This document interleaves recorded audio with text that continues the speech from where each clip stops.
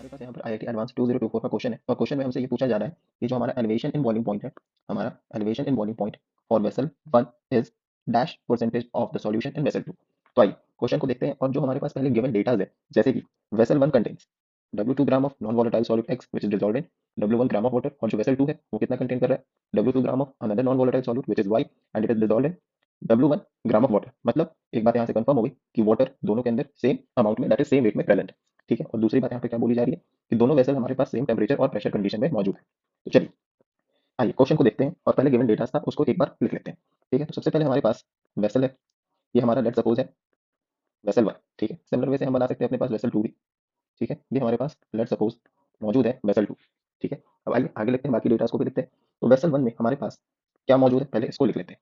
ठीक है, वेसल 1 में हमारे पास मौजूद है W2 gram non volatile solute which is X। ठीक है, और इसके अंदर हमारे पास जो वाटर है उसका जो वेट है वो क्या है, W1 ग्राम हमारे पास H2O का वेट है। सिमिलरली वेसल 2 की बात करें तो इसके अंदर भी हमारे पास जो वेट है H2O का वो कितना है, वो भी W1 ग्राम H2O का यहाँ पर भी हमारे पास वेट है।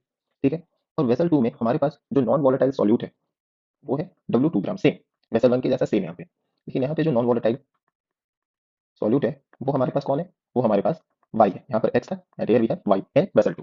ठीक है, क्वेश्चन में हमारे पास कुछ और भी डेटा गिवन है, जैसे कि यहाँ पर हम देख सकते हैं कि the molar mass of x is 80% that of y, और यहाँ पर हमारे पास वेंट ऑफ फैक्टर के बीच में भी रिलेशन गिवन है, that is van't Hoff factor of x is 1.2 times of that of y for the respective considerations.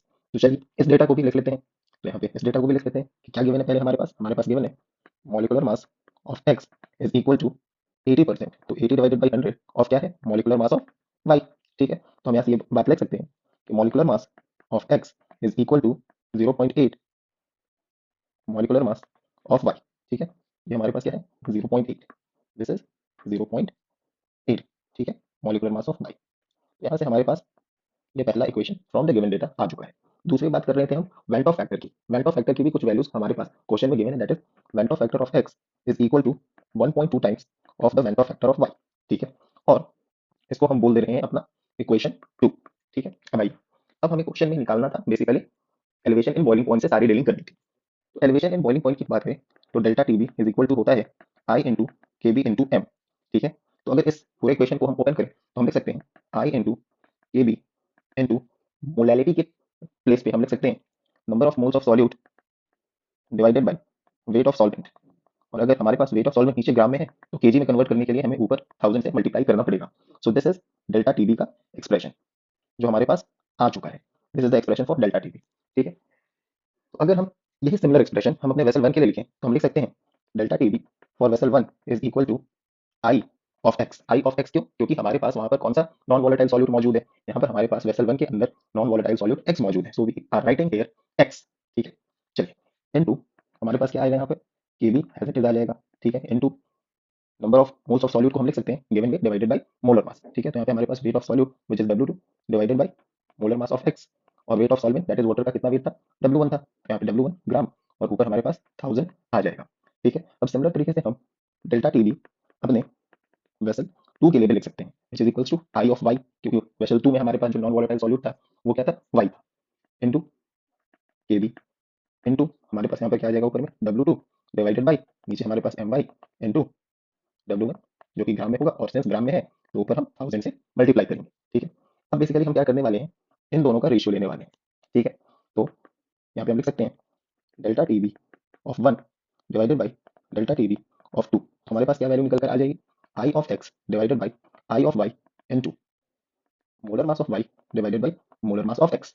अब हम रिलेशन का यूज करने वाले हैं, कौन से रिलेशन का, 1 और 2 रिलेशन का यूज करने वाले हैं। ठीक है, तो ध्यान देना है फ्रॉम 1 एंड 2 हम लिख सकते हैं, फ्रॉम 1 एंड 2 हम लिख सकते हैं इक्वल टू, यहाँ पर हमारे पास क्या आ जाएगा, आई एक्स की वैल्यू हमारे पास मौजूद थी 1.2 आई वाई, और नीचे में आई वाई एज इट इज आ जाएगा।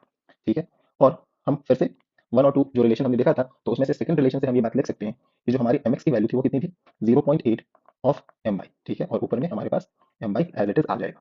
ठीक है, तो अगर इसको हम सॉल्व करें तो हमारे पास वैल्यू निकल कर आएगी 1.2 डिवाइडेड बाई 0.8।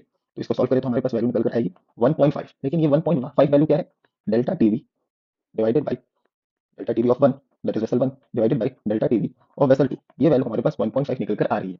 लेकिन हमसे पूछा किस में जा रहा है, परसेंटेज में पूछा जा रहा है। तो परसेंटेज में जब पूछा जाता है तो मल्टीप्लाई किससे करते हैं, 100 से मल्टीप्लाई करते हैं। तो ये वैल्यू क्या निकल कर आएगी, 150%। So this is the final answer for the given question. Thank you very much.